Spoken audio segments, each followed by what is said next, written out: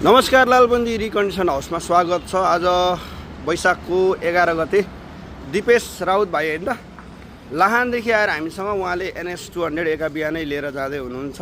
Bike कस्तो छ तपाईँले पहिलाको भिडियोमा देखिसक्नु भएको छ भने बाइक कस्तो चाहिँ लागिरहेछ भन्न हाम्रो दिपेश भाइलाई सोध्न चाहन्छु। भाइ कस्तो छ बाइक? बाइक एकदम कन्डिसनमा छ, हजुर राम्रो छ भने जस्तो छ।